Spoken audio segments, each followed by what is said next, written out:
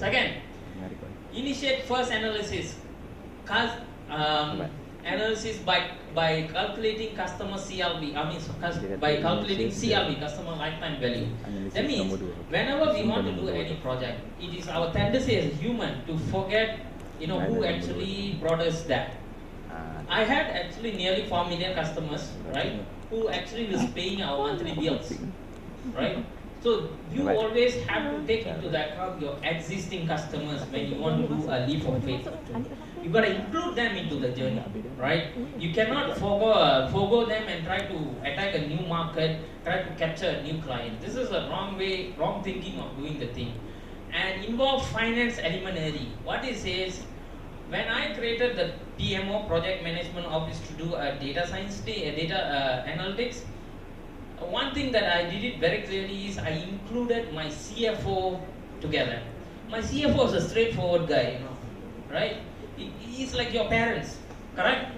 If you spend $2 asking, where is $2? Yeah, correct. You showed $1.80, where's another 20 cents? So that gives you some sort of discipline, telling how you're going to spend money, right? And that's important so that you don't live in a fantasy kind of things that you have unlimited fund. That's what I told my team anyway. Right? So that gives a good discipline in the team actually. Unlike any other way of doing analytics, as I said, normally you do analytics from Excel sheet or doing from a software, business intelligence software, or systems like SAP or like Tableau or from ggplot and so on. Big data analytics, you need to define what is business is all about. You gotta tell your data scientist what is your business problem. I told my data scientist my problem is to increase the revenue, but I cannot increase the subscription because I have got everybody in Malaysia who's living under the hood of Malaysian flag as a customer. So I have to tell him the business problem. You don't go the other way around. I have the data, how do I solve? That's not big data analytics. Big data analytics is solving a business problem. You got to be very clear. So if you go to the workforce, somebody asks you to do this, you ask them back, what are the problem we are solving? What is the biggest business problem we are solving? Right? Number fifth one is very technical. We are taught, in computer science, we are taught to use databases, right? Databases or online analytical processing tools to store the data are very single-minded. That means you have to have a good data structure, right? Talking your language, right? Your data structure, that means it's only integers, strings, blah, blah, blah. Here, in data analytics, that tara laku, right? Why? Because suddenly you're going to include Facebook sentiments. Suddenly you have to include Instagram sentiment. Suddenly you got to include user behavior, like he drinks soya bean before going to sleep and watch Astro. So how do you include that into a database? Ta-da! That's the realization. Okay? Keep ethnographer handy. Who is an ethnographer? Ethnographer is like anthropologist. You guys know who's anthropologist? These guys who actually studies human behavior. Studies a behavior of the ecosystem, of the demographic, okay? This guy is actually very valuable. I tell you why he's valuable. Because I need to tell the outcome, the milestone of my initiative to an 80 years old man. Imagine the trouble, okay? You can't go tell him, don't use NoSQL, use Amazon, he'll be asking, what are you talking about? Right? Alright? So I need a storyteller, right? I am not a good storyteller. I need to find somebody who's better storyteller than me, right? So that is an ethnographer. What ethnographer does is he does a sample survey. He takes a sample studies.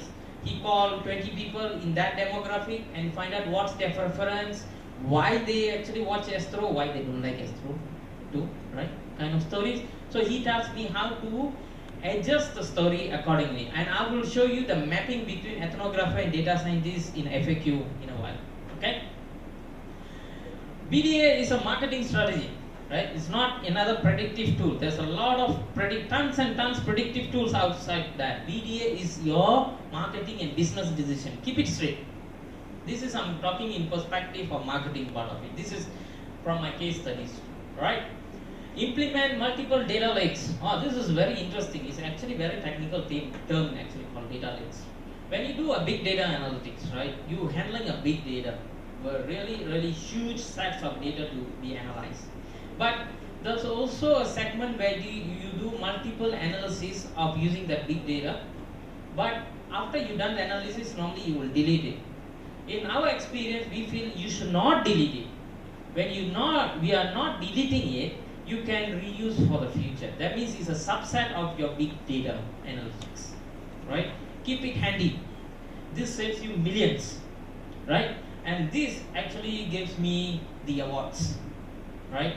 And I actually found out how my competitors doing. I know there's a lot of competitors coming in at the time, like Netflix, blah blah blah, right?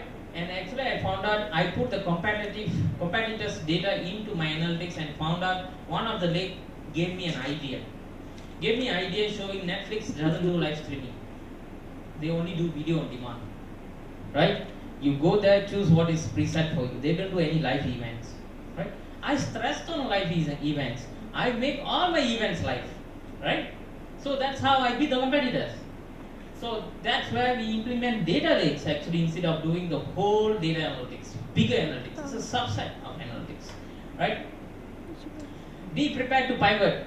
That means when your data scientists create the data, right? Create a modeling and tell you something out of the box, you have to materialize that. If not, the whole practice is null and void. You have to change yourself. That's why I say BDA will change your mindset, or the company that's going to implement BDA will change the mindset of doing the business. So we have to take that into account, right? Number 10 is very much spiritual progress. It's an humbling experience, right? For 20 years corporate experience, I was that high and mighty. When doing BDA, I came down, right? Came down in a good way that give me a humbling experience, go back and sweep the role and do the work again, right?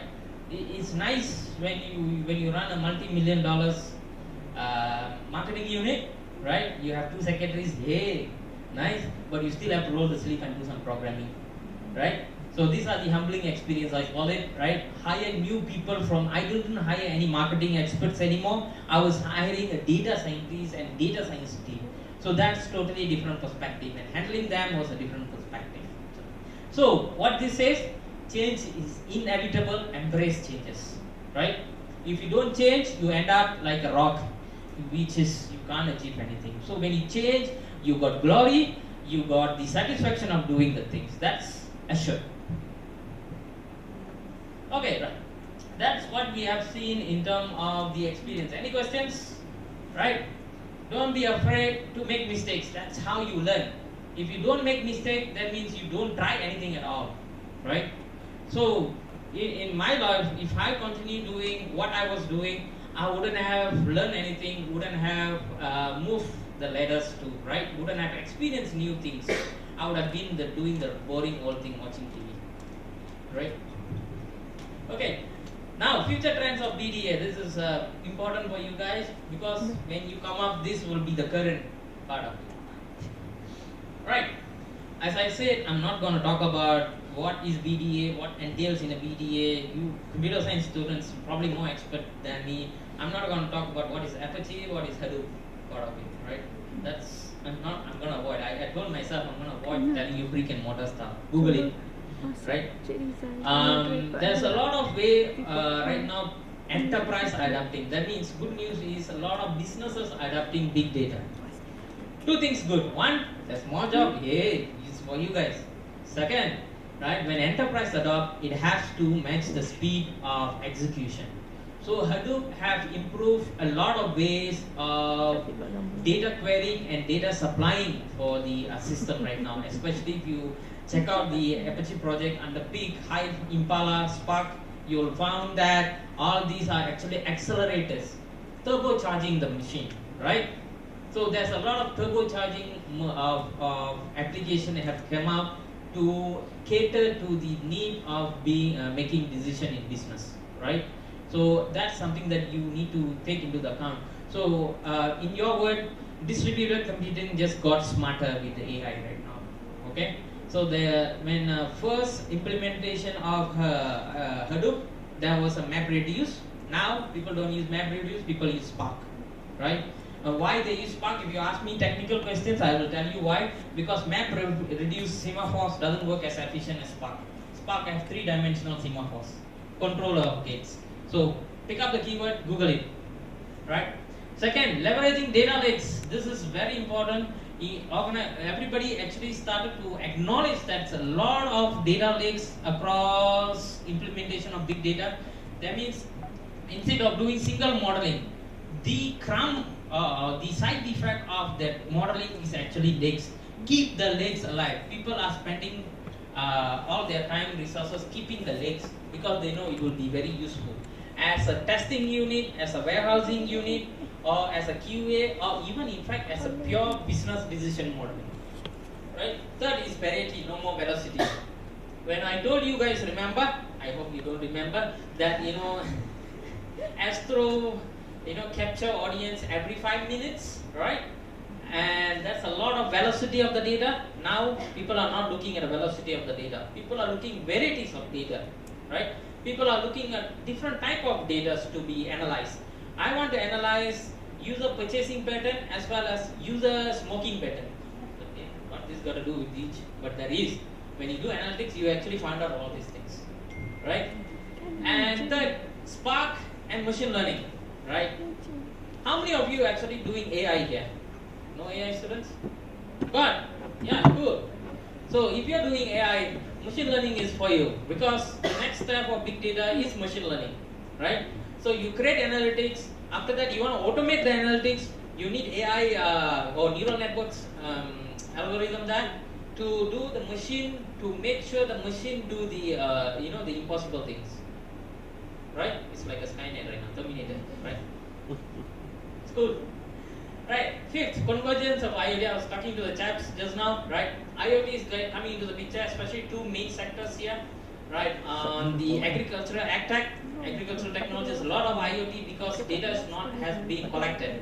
There's a lot of sensors and devices collecting data right now, and it's happening at speed of thought. Actually, it collects a lot of data, so that with all that collection, right, of data, let's say for in agriculture, they collect the data of the harvest, the size of harvest, and we can combine with the weather, with the forecast, right, with the other business decisions, and we can create a self-service analytics. No more human intervention. I was talking about from sensor straight to the user. That means user in this case is a farmer. So this is how things are working. It's working very fast. And trust me, it's working in Malaysia right now. Right? Government also doing this initiative, private sector also doing this initiative, and global organization also doing all this kind of initiatives, right? 6, big data grows up right now. Hadoop adds a lot of enterprise standards right now. As I said, a lot of experimental projects like Impala is getting getting into the mainstream. Okay, so these are pretty technical, but it's also a point for you to Google and find out because. Even you can talk to your friends on Facebook about this. When you graduate and come up, this is going to be current, right? It's both technical and both, it has the balance that you needed to work on it. Any questions so far? Having said all this, right, you can ask, what the heck I'm doing right now? Right on. Hey, you have done big data, what the crap are you doing? I'll answer that too, no worries. I'm working in a marketing as a service company based in US. I'm doing BDA for a lot of big companies, big banners. My current, very current, I'm involved daily and losing sleep is doing a big data analytics for a company that provides ECM software. ECM is enterprise content management. If you are curious. Company annual revenue is $1 billion US, right? They are at a saturation point, and they are finding a way how to break through from 1 billion to 1.25 billion dollars revenue next year. So they are implementing EDA right now. So that's one. Another company is very famous for this business intelligence, and they do software, supply chain software. The biggest, you all know the banner actually. Their annual revenue is almost $5 billion. They are trying to grow horizontally, put more experience to their business, diversifying the business part of it, and that's very preliminary stage, I would say, in the nascent or infancy stage right now. They are working on a framework, what we call as a maturity level in BDA. So these are the two projects I'm currently working right now.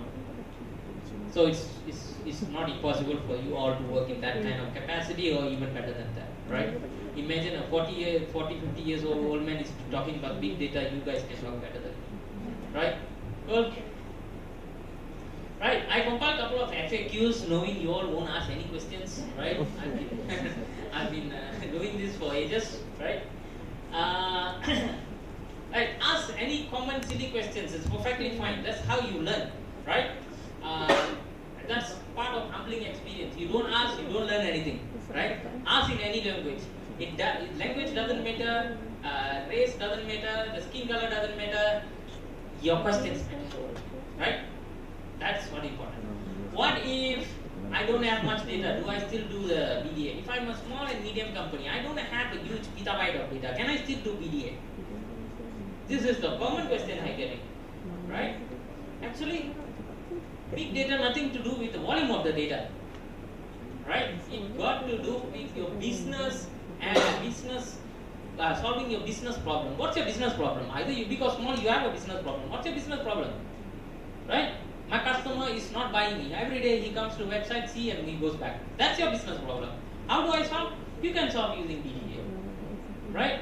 My customer is visiting my store every day. He passing by, doing window shopping, is not doing actual shopping. That's a problem. You gotta solve that. So this is why I say nothing to do with the size of the data. It's gotta do what's your business decision all about. I call it Zen of big data. There's another thing. If your data is small, even better. You start small, fail faster. Why I say fail? Because practical. You're not gonna do anything that you don't know and suddenly become successful. You gotta fail multiple times, learn from that, and be successful. And that's sweet. Okay, where do I start? How do I actually start a data science team? This is my common question. I sit in front of any CMO, CEO, they're like, okay, nice, good story, amazing, I like you. Where do I start? Right? So where do I start start with a problem statement. I always say, what's your business problem? What is actually problem you're trying to solve? It's not an IT problem, it's not my family problem, it's not my personal problem. No, what's your business problem? Tell that, let's solve that. Don't tell me how many data you have, what data I have, all these are irrelevant. Okay? Let's go back to the human common sense right now. Second, I am a marketing team, I am a healthcare team, I am a XYZ team, I manage aliens. I don't know IT. Where do I start? Hello, wake up. It's 2018. There is Amazon, there is there is Google, right? All these cloud platforms are available. Use them, right? They even give you free to test it out. Test it out. It's not a big work. If you can start a Facebook account, this is even easier than that, right? Third, don't sway away from the business case. Always go back to your business problem, right? There's a lot of distraction in between. You'll have a people problem, you'll have a technology problem, you'll have a personal problem, right? Go back to your business problem. Stay true to that nature. For hire data scientists who have a business acumen, trust me on this, I made a big mistake. It cost me quite millions, right? So don't do that. Hire a scientist who talks business, who knows, understand value of ringgit and US dollars. Okay?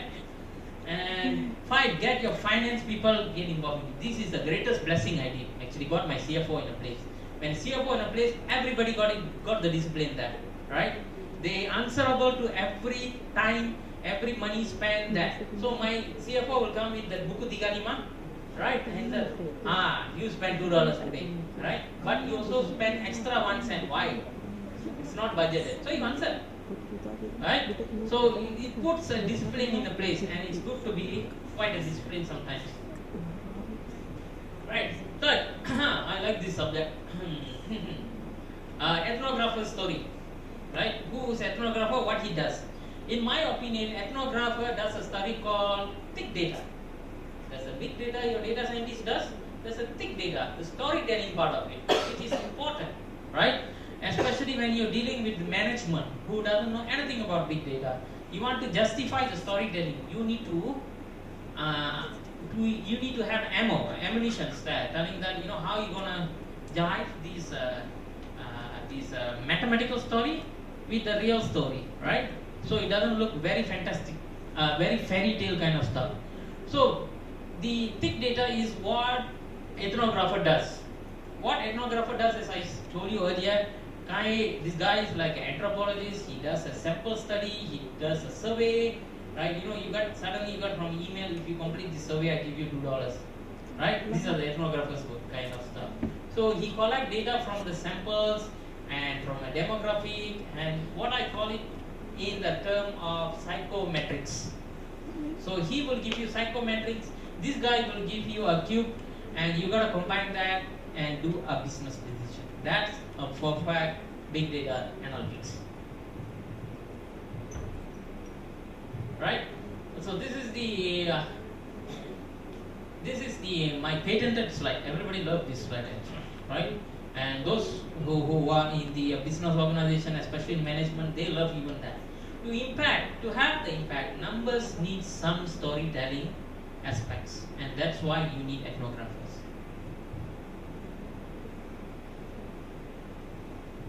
Okay. The problem is with a lot of business units in the world right now, they are very routine based. I go to work, punch my card, move the file, eat the break, come back home, right? And this will be replaced by robot in next 2 years. You like it or not, right? So if you think you are safe, you are not, right? A lot of jobs are being taken over by automation and by robots, right? And you guys who study AI, you guys have a bright future of creating robots, right? So the one aspect that you cannot replace a human being in any workforce that you're gonna get involved will be creativity, right? You have to enhance the creativity, right? When you have creativity, then you can do any kind of work. So you gotta marry that, art and science and create that creativity part of it. That's what BDA is all about. As I said, if you notice, BDA is different from any other analytics. I've been doing analytics for ages. I used all kind of system for my requirement, for my business part of it. It's expensive. It's very expensive. If you buy from any companies, any business intelligence or data warehousing tool, it costs you millions, right? But BDA is unlike all of that. BDA is your business solving tool, right? It's not analytics at all, if you ask me. It's a common sense with creativity. Where does that differs is totally a different world, right? So you have to allow your creativity to flow. You got to think out of box here. You got to force yourself to think out of box here, right? So that kind of creativity have to be nurtured in yourself before even moving to BDA. BDA is, as I said, a mental shift, a mental paradigm shift actually, right? And the way you think, way you do stuff. Right, that's pretty much what I have today. Any questions? I love you guys. Yes? Yes, I would like to ask, when you say you hired data scientists from Singapore and Facebook, what is actually the requirement for you to select the data scientist? And also, is it possible for the fresh graduate to be a very good data scientist? What is actually required? Is it possible for the company to hire fresh graduate to become a data scientist?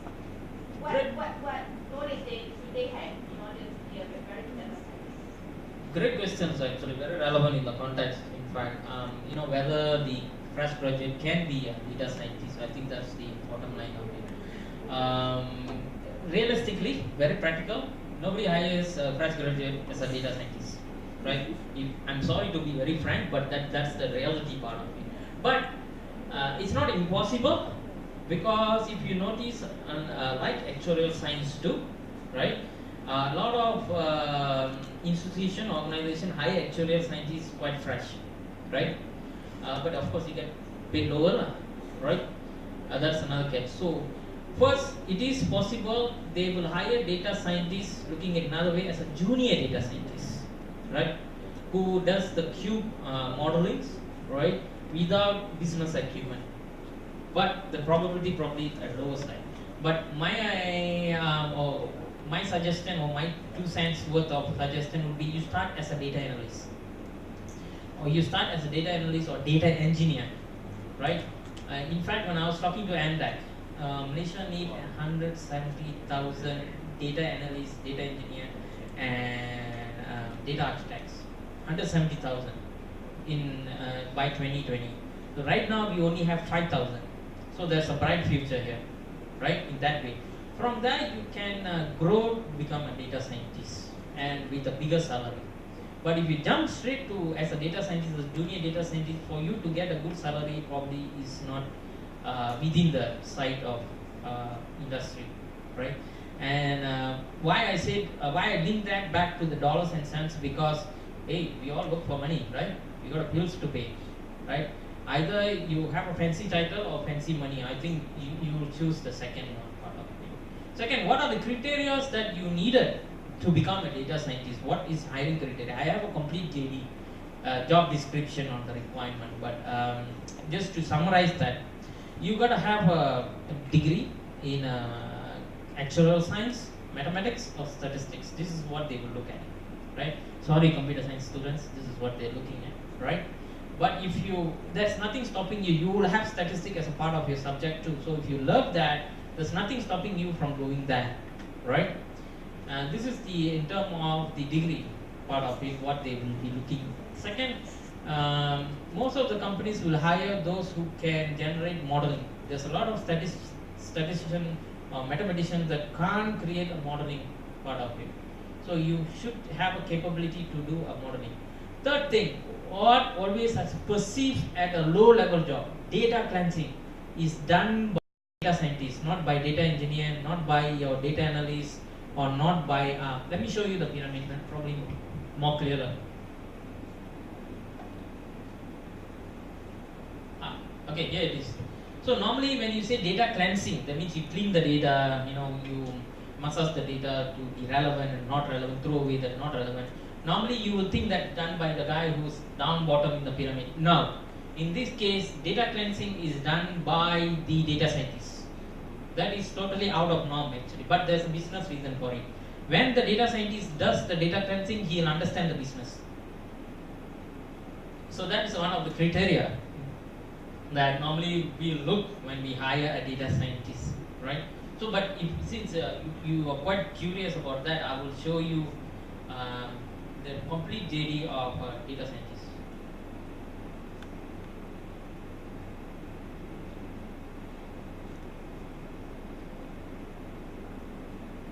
Okay, this is the kind of criteria that we will look when you hire a data scientist. And probably if you want to see the requirement, as I said, if you see this 3-letter word, right? These are the preferred study. This is not like absolute right of things, right? This is when I hire. This is what I will post in the LinkedIn or JobStreet or Involve and anything. These are the requirements. Yeah, it is. That's the problem of getting the people here actually, right? But I should mention government is working towards that. And another good thing is requirement is so detailed. That means there's a lot of things for you all to learn. Right? So I can answer you the first 3, but the rest of it you gotta read it. It's a lot of stuff, right? So this is just a sample of what data scientists will do, right?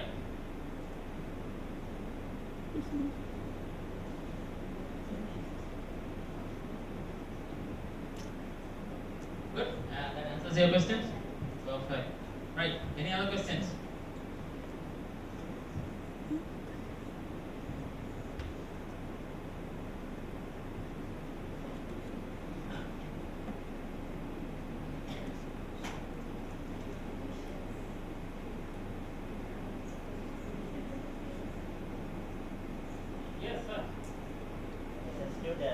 is there anything you could do in our free time to get better in this field? Yeah, you can do a lot of things in your free time, right? And one of the thing is to enhance your creative thinking, right? That's I think as a student is very essentially you open up your mind. You can read a book like from Julia Cameron, right? An artist's way, how to enhance your creative thinking, right? These are the amazing thought process that they will teach you how an artist actually thinks of creativity. Let me give you an example why I say read this book, right? If you notice, Justin Bieber makes more money per hour than you and me, correct?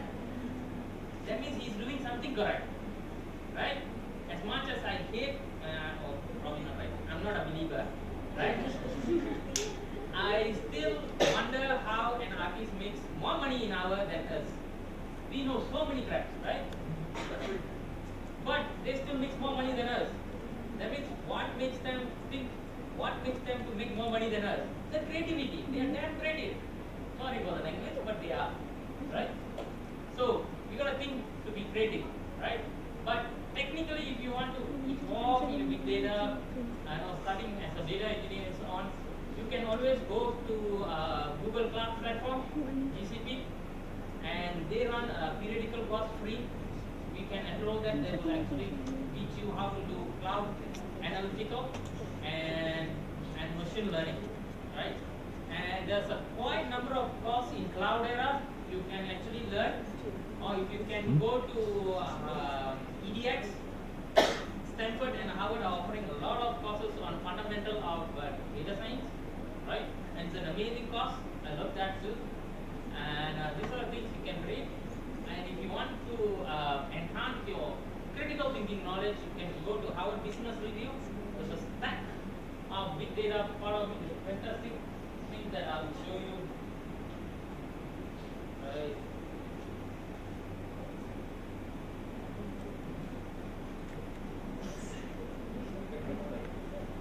Right. This is amazing. Right?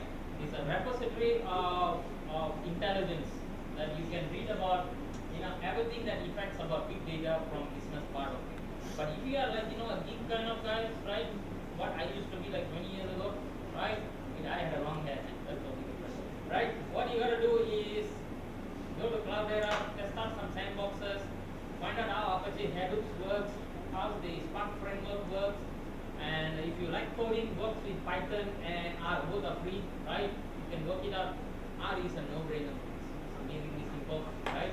And work out with Python and part of it. But I won't encourage because it's all scripting languages, right? If you want to be really hardcore programmer, look for something you can debug and compile. Right? Any other questions? That answers your question. Yeah, cool. Fantastic.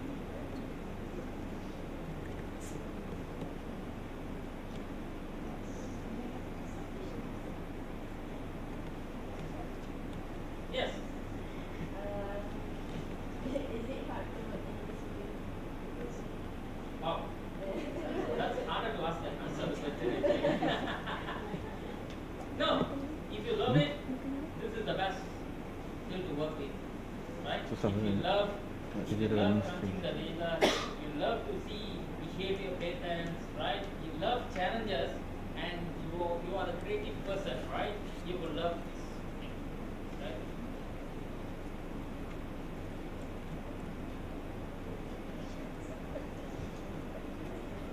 Yes.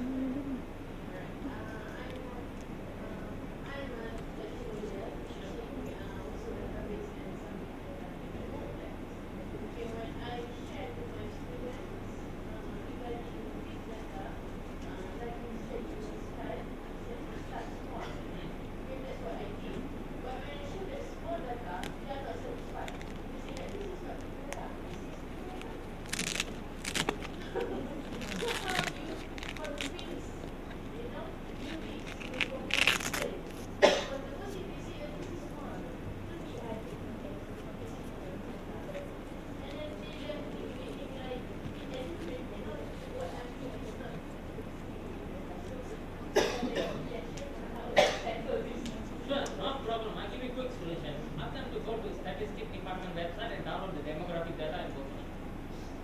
data. It's like nation population data. Ask them to work on it, right?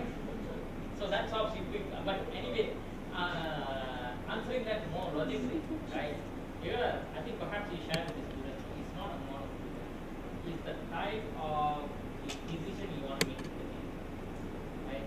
I think if you could inculcate that into the mind of the young person, that would be fantastic. So people like me don't need to go and reinvent the wheel, tell the CEO they do. It's not a amount of data. It's about the business decision you want to make using the data, right? The key component here is not the data. The key component is your ability to solve the problem. And all my years in hiring people, just give you perspective. I don't hire people by their degree, their skills. I hire by their capability of solving the problem. If they can solve the problem, either using a small set of data, average set of data, or big data, big huge volume of data, you are hired. So if really they're gonna be a nasty person, if there's nothing to download the statistic department, census bureau. Yes.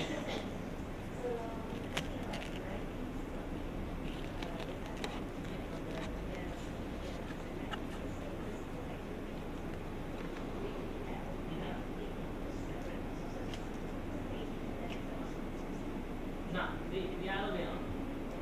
The other way on. You put all the data together that you want to analyze. So this is how do I correlate by the business decision, right? My main business problem is this. I'm going to put all the data. So I'm going to put the data from my sales department. I'm going to put data from my customer retention loyalty department. I'm going to put the data from my social media tracking.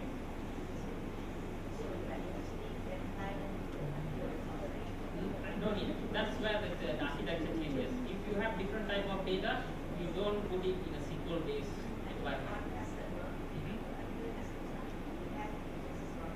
Correct.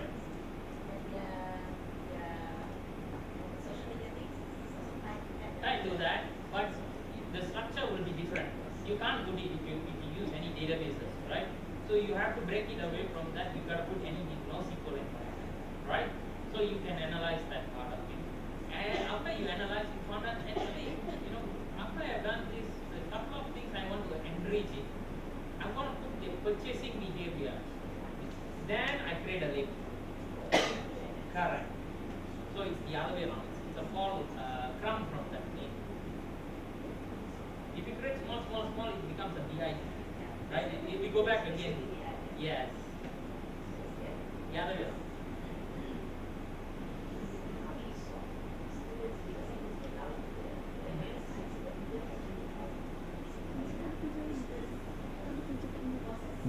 Not right.